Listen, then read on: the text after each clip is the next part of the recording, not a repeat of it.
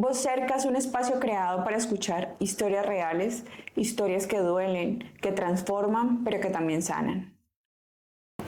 Hoy en Voz Cerca tenemos una invitada muy especial que quiso hablar de su historia de vida, que nos envió su solicitud, y este tema es sumamente importante porque abarca todo lo que es la salud mental y cómo a través de nosotros mismos tenemos que tener el potencial para poder salir adelante.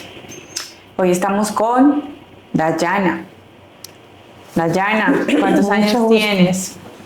31. Bueno, primeramente, antes de entrar a una conversación más profunda, quisiera saber el por qué decidiste estar en este espacio. Porque les quiero compartir acerca de mi vida y sé que les va a ayudar a algunas personas.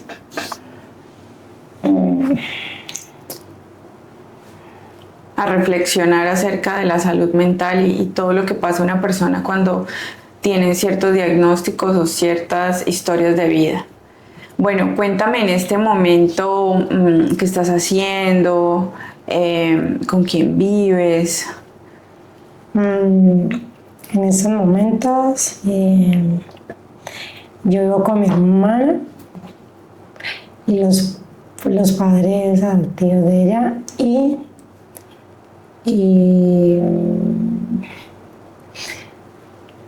yo estoy en enfermería, pero no lo estoy ejerciendo. Yo estoy trabajando en otra cosa, que es que oficios varios. ¿Te cuesta un poco hablar de eso? La verdad, sí. ¿Qué piensas de trabajar en oficios varios? Pues, es que hay muchas personas que ese empleo tiene una ideología que es para las personas que no estudian, que no pudieron, unas personas que no pudieron estudiar una carrera o que no terminaron el bachillerato, lo ejercen. Entonces, pues por eso casi no me gusta decirle a las personas de eso, que trabajan en eso por el momento. Bueno, nosotras dos tenemos mucha historia en común porque nos conocemos desde antes. Pero a mí me gustaría que comenzáramos a hablar de ti, de tu infancia. ¿Cómo estaba compuesta tu familia? De lo que me han contado y de lo que me acuerdo es que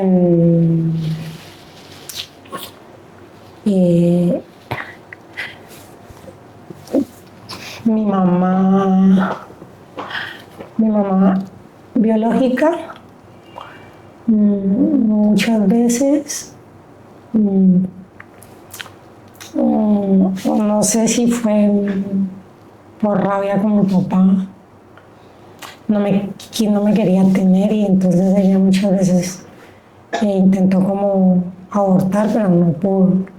Entonces al final me tuvo y pues ella misma me contó que cuando ya llevaba días de nacida me iba a tirar de un puente. Y entonces ahí llegó la policía y estuve en una fundación, desde que nací, en una fundación que llamaba Oscar Escarpeta. De ahí estuve un tiempo, salí y volví con mi mamá. Bueno, de familia tengo a mi hermano, que es mayor que yo, me lleva como 11 años, y mi hermana, yo le llevo 2 años, pero mi hermano es habitante de calle. cogió las drogas como desde los 11 años y ahí se quedó. Y mi hermana, mi mamá la dio en adopción de meses de nacida. Entonces ella, gracias a Dios, tiene una familia. Y pues también tenía a mi abuela, que era la mamá de mi mamá. No sé más, no sé ni de mi papá, ni de la familia por parte de él. Y no sé si tengamos familia por parte de mamá. Me han contado que tengo 2 tíos por parte de abuelo, pero no los conozco, la verdad. Cuando vuelves y sales de esta fundación a la casa de tu mamá, ¿cuáles son esos recuerdos que tú tienes al lado de ella?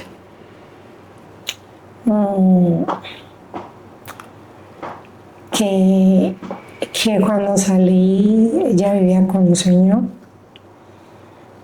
Ese señor era, pues, como que solía ser vigilante. Trabajaba en un sitio que la verdad ese sitio como que no estaba funcionando. Entonces él vigilaba ese sitio y entonces mi mamá se fue a vivir con ese señor y que era mi padrastro. Y pues ella trabajaba en casa de familia, me dejaba con ese señor. Y pues ese señor me hacía muchas cosas, la verdad, malucas. En presencia y en ausencia de mi mamá. Y pues mi mamá le tenía mucho miedo. Ese tipo también cogía a mi mamá y le pegaba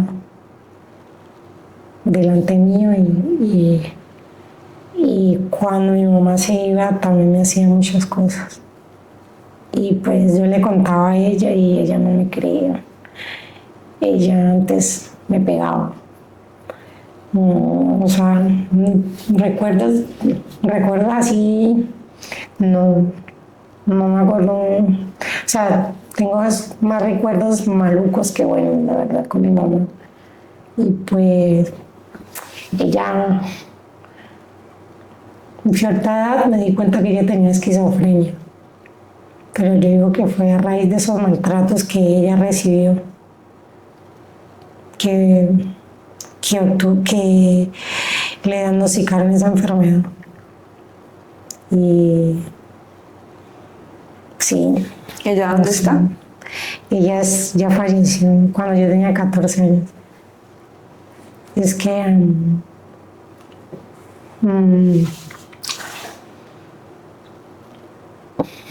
ella, cuando pasó, por ejemplo, hasta que tengo aquí, me lo hizo mi padrastro. ¿La cicatriz de la frente? Sí. ¿Cómo lo hizo tu padrastro? Yo tenía como 4 años y él me tiró por las escaleras y me pegó con una varilla. Y en esas llegó la policía y entonces mi mamá salió corriendo conmigo por el sótano y los policías le preguntó que qué me había pasado y dijo que eso me lo había hecho ella. Y por miedo a que ese tipo o la familia de ese tipo le hicieran algo. Pero una señora que era amiga de mi mamá, ella sabía que había sido ese señor. Y a ese señor lo tuvieron varios días en la inspección de policía. Y entonces mi mamá tenía que ir a declarar. Le dijeron la familia de ese señor le dijeron que le dijo a ella, la amenazaron, que si ella se echaba la culpa de todo, que mi abuela, mi hermano y yo íbamos a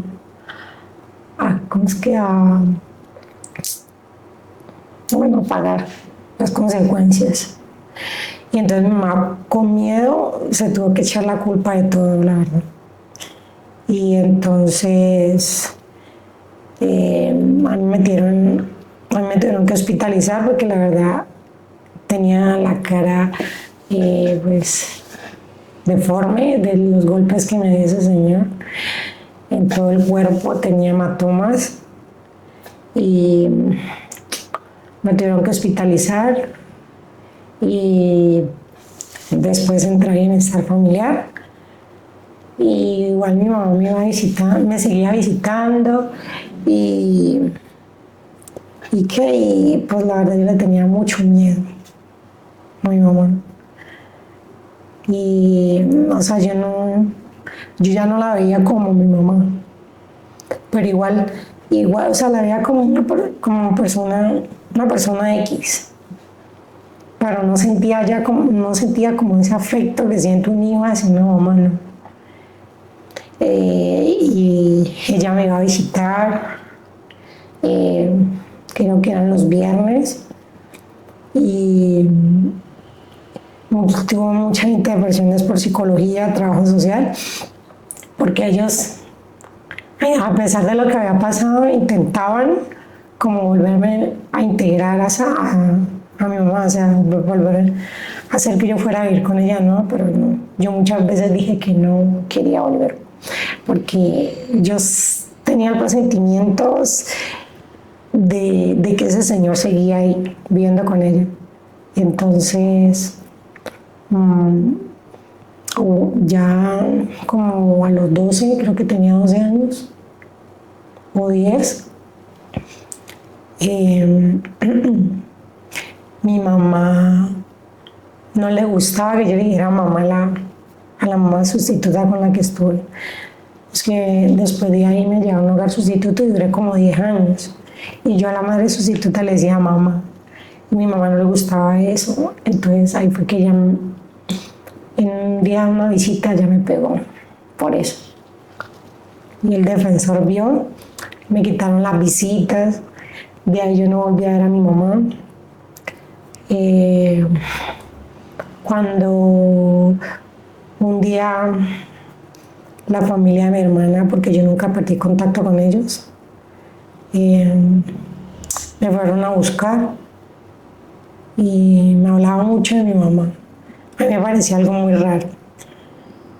Y cuando llegué a la casa de ellos, llegué a la casa y me dijeron que me tenían una noticia y yo dije ¿qué? Y ahí me contaron que mi mamá había fallecido. Me costó mucho creerlo, la verdad. Y ahí fue que, como ahí tenía como 12, 14 años, iba a cumplir 14 años, y yo tenía mucho resentimiento con mi mamá, la verdad, mucha rabia, muchas ideas como de quitarle la vida a ella y a ese señor. Esas ideas empezaban como de los 6 años, a quitarle la vida a ella y a ese señor, a hacerlos pagar por todo lo que me hicieron.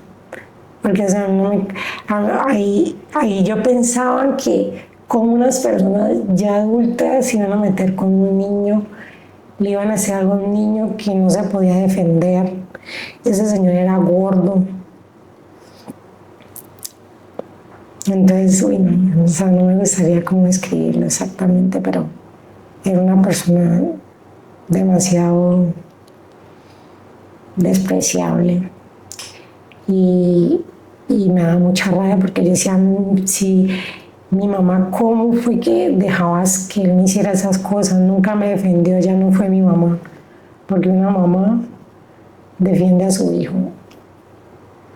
Y entonces ahí fue que cuando pasó lo de la muerte de mi mamá, me dio mucha rabia porque yo no podía hacer lo que muchos años quería, porque yo decía que eso lo iba a hacer cuando cumpliera la mayoría de edad, de acabar con la vida de mi mamá, ese señor. Porque yo decía que a esa edad yo iba a ser suficiente, ya tenía la fuerza para hacer eso, ya me podía defender yo misma. Y entonces, me metí una idea a la cabeza que era de que eso que me pasó nunca en la vida me iba a volver a pasar, que si muchas veces me pusieron la mano encima, de grande no me iba a volver a pasar esa situación. Y entonces, pues me dio muy duro porque también le deseé mucho la muerte de mi mamá. Yo decía que se muriera. Y pues lo que más me marcó de mi mamá fue que fue su muerte. No fue una muerte por una enfermedad, no, o sea, no fue una muerte natural, sino que fue que alguien le quitó pues prácticamente le quitó la vida porque ella con los tipos que vivía eh, se acostumbraba mucho a pegarle, a maltratarle y ella era muy sumisa. No sé si era por miedo o qué, pero ella hacía todo lo que ellos decían. Y pues su última pareja era una persona ya adulta mayor y bueno, él le lleva muchos años a ella y ella, él ya trabajaba y él le quitaba la plata. Llegó el día que ella le dijo no más y ese día le iba a pegar y ella salió corriendo y después que la cogió un bus le dio trauma cráneoencefálico severo y la operaron, se complicó y ahí le dio un paro. Y pues yo seguía como con esa rabia y la familia de mi hermana me dijo que la tenía que perdonar para que yo pudiera soltar todo eso. Y entonces,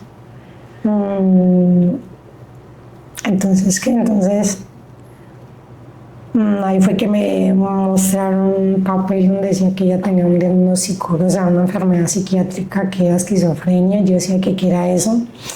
Y entonces me decían que pues, una persona que ve cosas, oye cosas. Y pues yo sí me acuerdo que cuando tenía como 8 años, ella pidió un permiso para pasar Navidad con mi abuela. Y íbamos en la calle y ella decía que alguien la perseguía, yo no veía a nadie. Ella falleció por un accidente de tránsito.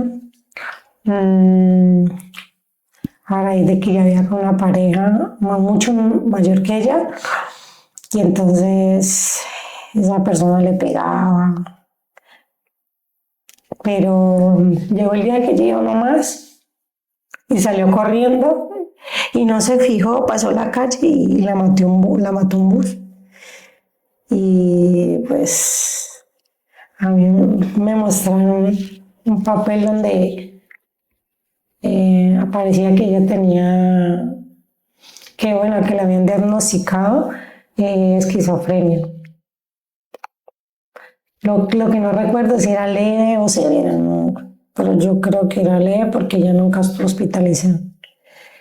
Y pues yo recuerdo que como a los 8 años, ella pidió un permiso para ir donde mi abuela a pasar Navidad.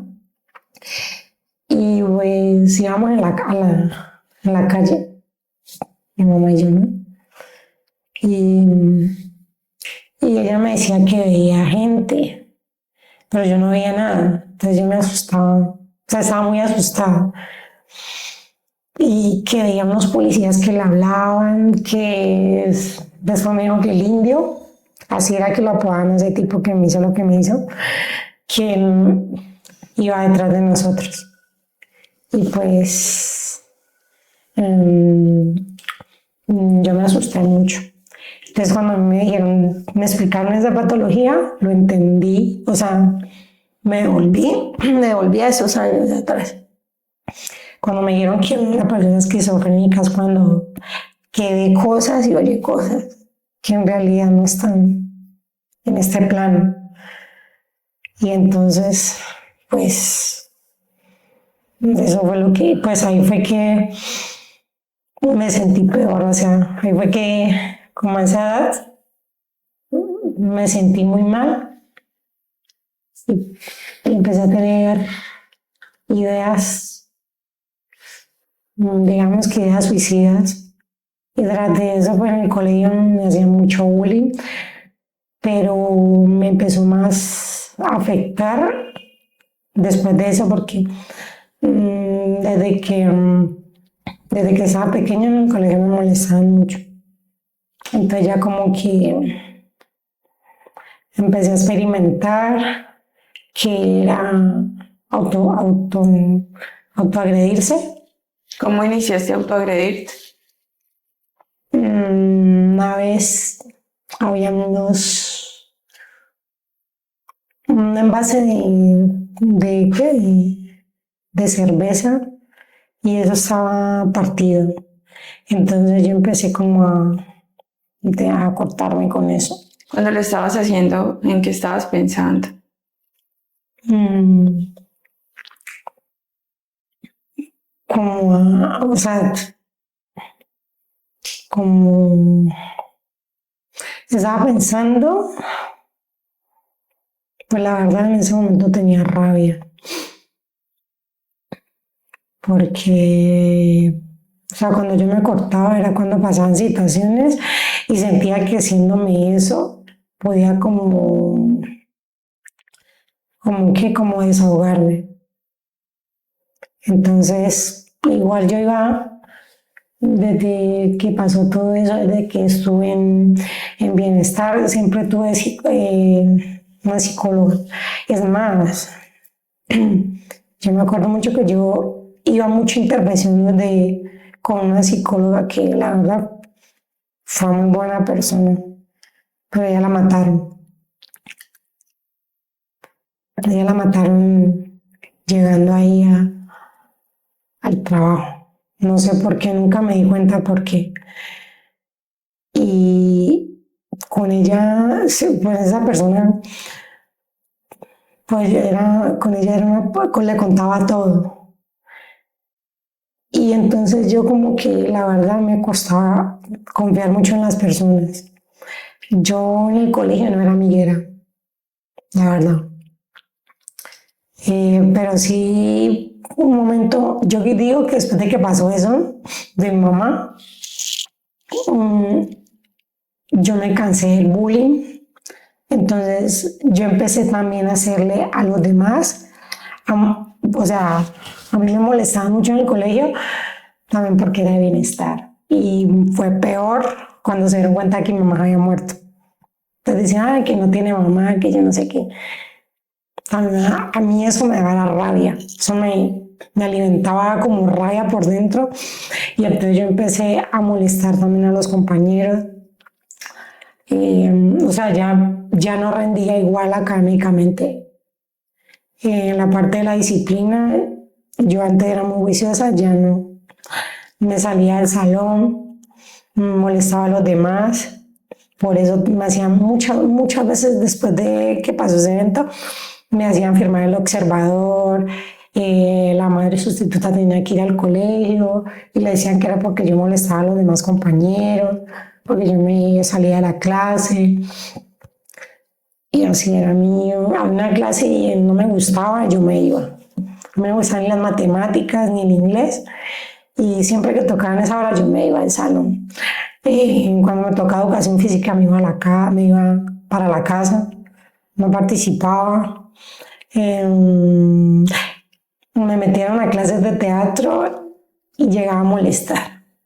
Molestaban toda la clase en las tardes. La profesora me dijo que si yo iba a ir a molestar, que no volviera. Y no volví. No, la verdad, ahí pasó una situación. Me molestaron y pues me iba a tirar de un segundo piso. Y muchos decían, tírate, tírate, de los compañeros. Entonces llegó mi acudiente, me tuvo que llevar, igual a mí ya me estaban llevando, yo ya estaba tomando medicamento, entonces me mandaron fluoxetina, porque ya me estaban en la parte de psiquiatría y me diagnosticaron depresión mayor. Y pues ese día me llevaron después de que pasó lo del colegio, me llevaron al otro día a bienestar. Hablé con la psicóloga y pues tenía mucha rabia, tenía muchas cosas adentro. Me puse a llorar y le dije que me quería morir, que sentía un vacío, la verdad. y que lo único que quería era morirme, y dijo que me iba a llevar a un sitio donde iba a estar tranquila, donde me iba a sentir mejor. Y ahí fue que me llevaron, ella tenía 15, que me llevaron al psiquiátrico. Y pues me dio muy duro porque me llevaron a una sala donde estaban los más críticos. Y pues a mí me dio muy duro porque nunca, yo decía que eso era una cárcel, parecía una cárcel. Apenas entré, las demás pacientes, porque esa era sala de mujeres, gritaban, eso era horrible en las noches. Allá ahí no, toda la patología, inclusive hay una paciente que tenía esquizofrenia, ya le tiraba todas allá. Y empecé a andar con las más grandes de allá, porque me daba miedo, yo no sabía, en esos tiempos yo nunca había peleado. En el colegio yo era de molestar, pero nunca había tenido una pelea, no era de agredir a otros. Entonces ahí era así. Pues yo andaba con las más grandes y pues ahí era de que si usted no hace lo que nosotros hacemos, entonces no ande con nosotros. Entonces ya fumaban y pues yo empecé a hacer eso, a fumar, y me mandaban a pedir plata para comprar cigarrillos a los visitantes. Después ya ahí me aprendí, o sea, aprendí a defenderme, y ya era que si una paciente se iba a meter conmigo, peleaba, me movilizaba mucho, la verdad. Muchas veces intenté escaparme de allá y me saltaba las tapias. Una vez me fracturé el pie izquierdo. Otra vez me caí como polisombra, lo que llaman lo que hay en los techos. Pisé eso y caí en urgencias. Y me cruzaron vidrios aquí y me tuvieron que colocar cuello ortopédico porque...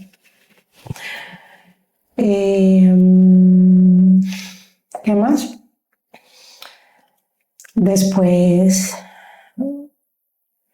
de eso, ya no me recibieron en hogares sustitutos.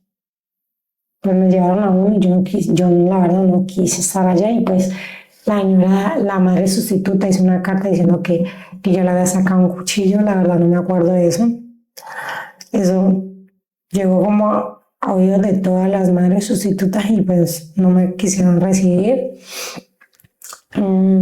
Ahí ya me volví pues rebelde, porque era como la etapa de la adolescencia. Entonces ya me volví muy difícil. Me llevaron a un hogar sustituto en Jamundí. Tuve una pelea con una muchacha, ya no era de ahí, pero me empezó a provocar, y ahí fue donde ella me llegaba a decir cosas, y ahí fue donde yo me corté, porque tenía mucha rabia. Ahí no le pegué y me corté. Esta fue una cortada que me hice ahí con un bisturí. Como la herida fue muy abierta, me tuvieron que coger 3 puntos. ¿Y qué? Y después, la segunda vez que me provocó, yo le tiré. Tuvieron que llamar a la policía y ellos me tuvieron que llevar al psiquiátrico otra vez. Bueno, en psiquiátrica sí, la verdad fue muy difícil. Todo el tiempo me movilizaban o me hacían plan de sedación. De ahí me mandaron a una fundación que me dio demasiado durísimo, porque esa fundación igual era mixta, pero vi muchas cosas ahí que yo apenas llegué ahí me puse a llorar, porque nunca había estado en una fundación. Eran demasiados niños. Ahí tenía como 16 años. Los castigos ahí eran era camisa de fuerza, era un cuarto de castigo, 2 cuartos de castigo.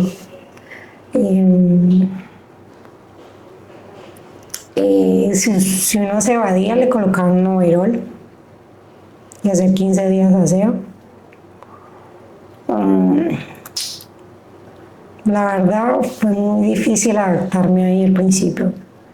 Me tuvieron que tener sedada, que es, ¿cómo es que dice?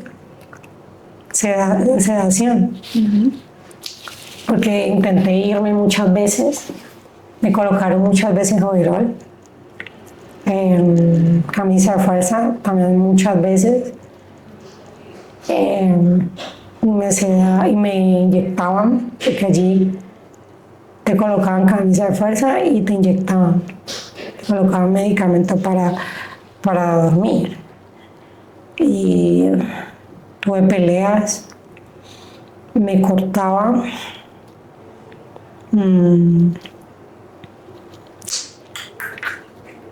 Y pues ahí ve que conocí, bueno, fue que la conocí, Nos conocimos. nos conocimos. Y pues la verdad, sentí un apoyo, sentí que me ayudó mucho porque igual que una fisioterapeuta que había ahí, me ayudó mucho. O sea, fueron personas que me tuvieron paciencia. Fueron personas que me escucharon y que estuvieron ahí. Cuando yo venía para acá, me venía acordando de algo. Y es que todas las personas que trabajaron ahí, fue la persona que se acordó de mis cumpleaños. Fue la persona que estuvo siempre ahí. Siempre. Cuando tenía mis crisis. Porque la psicóloga que tenía pues, que me habían asignado, hubo un día en que yo me puse a pelear y me encerraron como 3 días, creo que fue. La psicóloga no iba a hablar conmigo. Y pues, y los formadores solamente me dan la comida. Y usted estuvo ahí, me escuchaba y fue la que habló para que me sacaran de ahí, del cuarto de castigo. Y también una vez que en esa fundación me traía unos vidrios, porque como todo, uno siempre choca con personas, uno no es igual que el otro, uno tiene diferencias, se la montan, en el sentido de que si usted no es como yo, entonces le voy a hacer la vida imposible. Y a mí me pasó con una compañera y entonces no pude más, me sentí mal y sentí que era como la única salida. Y me trajeron unos vidrios, me tuvieron que llevar por urgencias. Estuve hospitalizada, me hicieron intervención y pues usted fue. Ahí me tuvieron que hacer una endoscopia y se estaba ahí. Y no, la verdad, sí. Fue un apoyo. Porque uno cuando llega a esos sitios, uno se siente solo. Y más cuando hay una persona que te dice que no tienes familia. Más cuando usted cumple la mayoría de edad y le dicen que usted no tiene para dónde ir. Más si un psicólogo o un psiquiatra o una defensora te dicen que eres un peligro para la sociedad. Entonces, la verdad, hubo una vez que un psiquiatra me dijo eso, que yo le dije que quería salir de la fundación, que yo no quería estar más allá, que estaba aburrida por el encierro, me dijo que yo no podía salir de allá porque era un peligro para la sociedad, que si yo no mataba a alguien, me mataban a mí, que si yo no terminaba en una cárcel, terminaba en un cementerio, y eso me dio mucha rabia, y yo lo único que hice fue agredirlo, y ese día me tuvieron que inyectar ahí mismo, y me daba mucha rabia todo el tiempo, y pues la verdad, la fundación o las fundaciones siempre van a haber compañeros que sienten poder sobre otros, que les quiten las cosas materiales o la comida, que te peguen, pero gracias a Dios a mí no me, pues que me agredieran no me pasó, pero que te hagan bullying sí. Sí, porque una vez en la primera fundación, que me acuerdo mucho que yo subí de peso, me engordé, porque es que mantenía sedada, entonces yo comía y dormía porque ese medicamento me da mucho sueño, no participaba en las actividades, entonces me engordé. Pues ahí unos compañeros me decían vaca, y eso me empezó a hacer sentir mal, y más porque me metieron a dieta, no, hipocalórica, que era todo simple, cocina, nada frito, entonces ahí fue que yo me sentía mal, y yo decía que yo no me iba a comer eso, y entonces ahí fue que pues me dio una crisis de asma porque siempre yo tuve esa enfermedad, y ahí fue que bajé mucho de peso, y entonces ahí ya estaba delgada, y yo dije que de ahí yo no iba a volver a engordar porque a mí me hicieron mucho bullying los compañeros por eso. Entonces, ¿y qué? Entonces yo digo que me volví como una persona muy, la verdad, ahí agredí a una formadora, me dijo algo que no me gustó, y entonces ahí fue que yo ya me volví agresiva, ya me volví grosera, ya me volví difícil, ya me volví a pelear,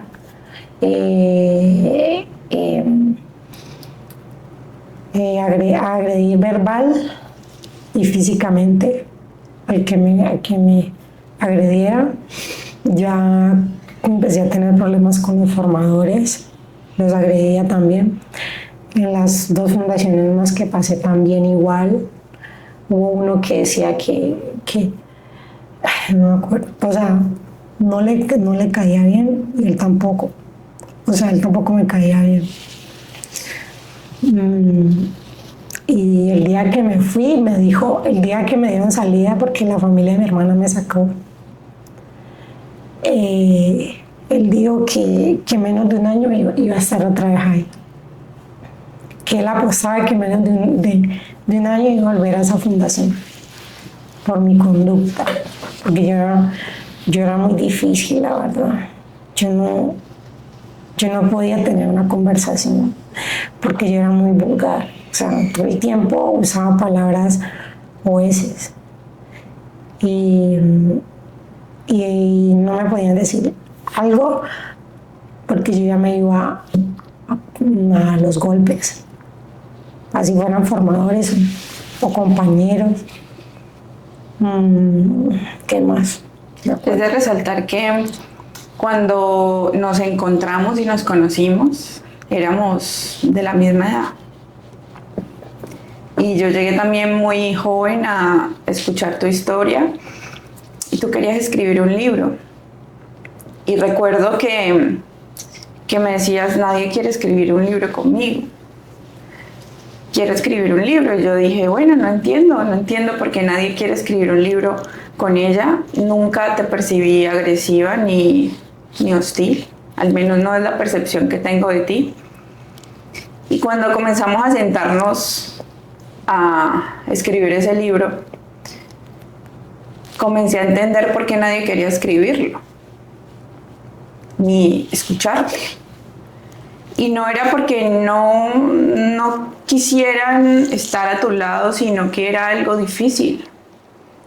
Y cuando uno, pues, no está para el otro, sino que piensa en uno mismo, uno se espanta.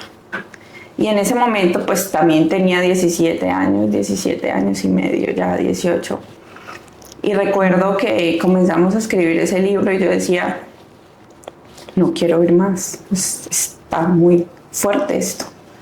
Nunca te lo dije, pero me paraba y luego lloraba.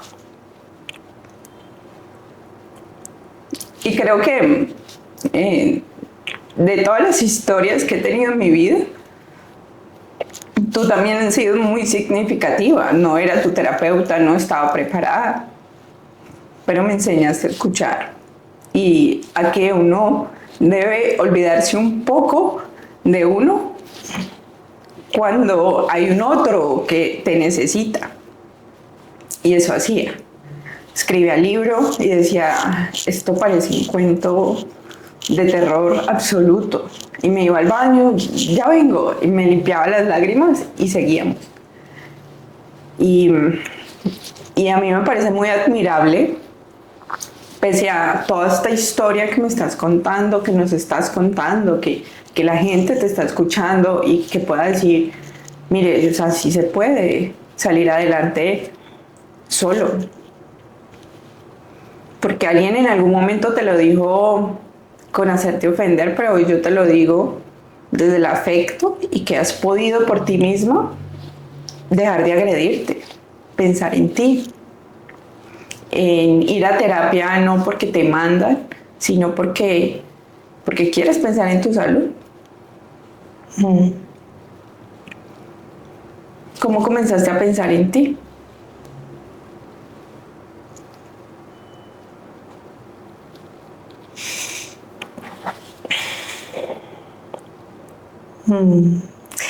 Pues la verdad, eso fue hace un poquito, eso hace como unos 2 meses, pues yo empecé en una terapia con psicología, la retomé a raíz de que tuve una situación. Entonces yo le comenté a la psicóloga que hablarle sobre mi autoestima, que yo sentía mi autoestima por el piso. Y ella me dijo que íbamos a trabajar eso, la verdad. Y pues hace 2 meses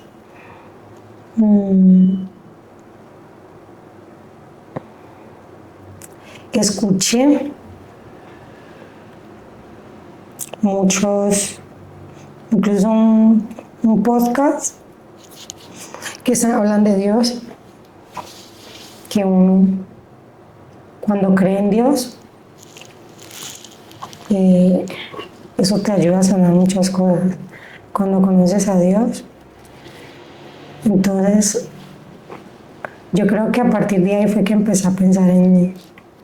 Empecé a pensar en mí por eso, porque, porque Dios nos creó y a Él no le gusta, que nosotros que nosotros atentemos contra nosotros mismos, que respetemos esa vida que nos dio. Entonces ahí fue que yo creo que tomé un poquito de conciencia y como me dijo la psicóloga, el amor propio. Así como tú te ves, así te van a ver los demás. Entonces yo creo que eso también. Entonces ahí poco a poco, poquito a poco estoy trabajando esa parte. Porque igual eso de la noche a la mañana, eso es un proceso, la verdad. Además que tu historia no es fácil, es una historia de múltiple dolor, donde la persona que se supone que lo tiene que cuidar a uno te transgrede y de ahí para adelante muchas otras personas comienzan a transgredirte. Yo hace poquito tuve una consulta con la psiquiatra y le estaba hablando de eso, que yo no entendía por qué la persona que le dio la vida a uno muchas veces es la misma persona que se la quita. Porque yo estoy viendo, ahora último estoy viendo muchos casos de mamás o papás que le quitan la vida a sus propios hijos. Entonces la verdad yo le dije a la psiquiatra que yo creo que me fui por la, ¿cómo es que se llama eso? Escogí la carrera que no hay, porque yo quería una carrera que peleara por o sea, digamos como estudiar derecho, pero para pelear más por los derechos, tanto de la mujer como el de los niños. Pero estás muy joven, todavía hay mucho tiempo. Y hay muchas cosas que puedes hacerla por ti mismo. Hay muchas cosas que todavía hay mucho tiempo. Eres una persona muy joven y con mucha fuerza. Mira todo lo que has vivido y todo lo que has pasado y sigues en la lucha de tu salud mental. Y antes de que nos sentáramos aquí estábamos hablando de esto y incluso me estabas diciendo que una vez me enojé. Ah, sí. Que me enojé contigo y yo te dije, creíste que me enojé, pero a veces eso pasa, a veces uno cree que las personas sienten una cosa por el dolor que uno tiene, simplemente en ese momento te estaba diciendo que había que ver las cosas de una manera diferente y no te estaba regañando. Las personas en depresión se sienten así. ¿Tú podrías contarnos un poquito de eso? ¿Cómo se siente alguien cuando está triste y cómo ve el medio? Uy, pero yo digo que también cuando tiene depresión tiene ansiedad. Varias veces, ya hace como que hace un año me hospitalizaron. O sea, uno siente cuando uno siente que como que la verdad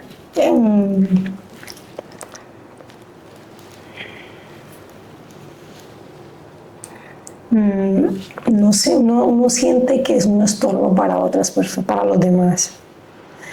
Eso es, uno se siente un problema para los demás. Entonces, el acabar a veces o el atentar contra uno dice que es tanto descanso para uno como para los demás.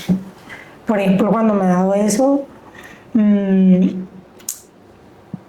digo, no, ya, yo tengo un temperamento fuerte. O sea, digo que eso es un chip que uno se metió a la cabeza y eso ya es.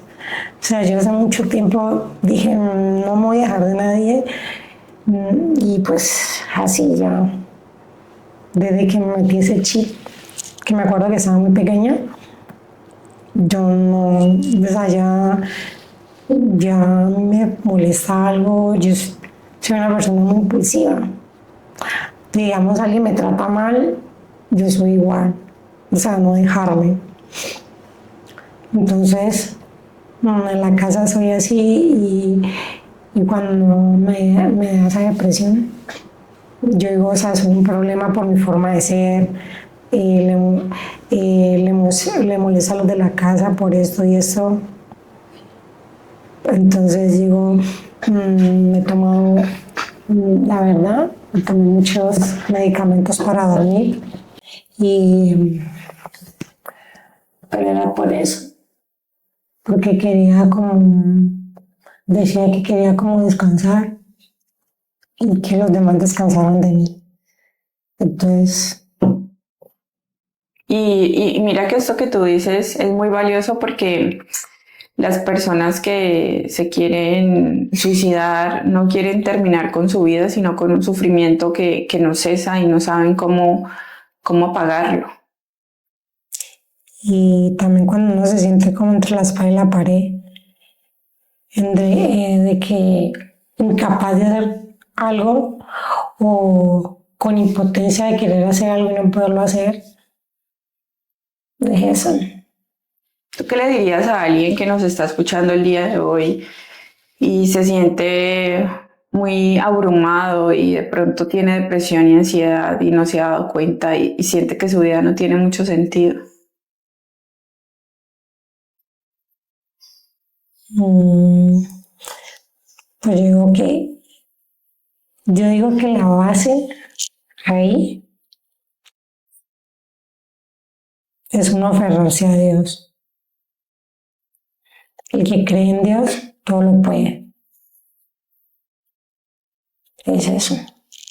Yo te agradezco mucho por este espacio y por la oportunidad de contar tu historia y también remover parte de la mía, porque también fuiste y eres alguien que marcó en mi camino una sensibilidad y una vista sobre la humanidad que yo no tenía y me enseñó muchísimo. Vuelvo y digo, no era terapeuta ni tenía la experiencia, pero crecí contigo y lo veo de esa manera.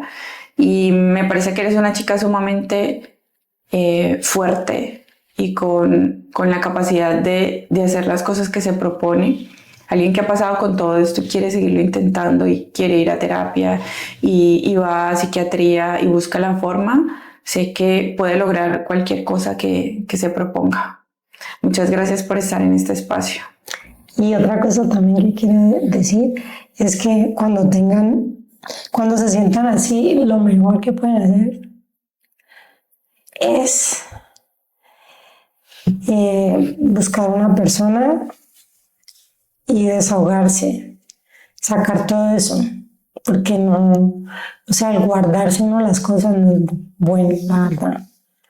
El uno acumular muchas cosas, eso no es bueno.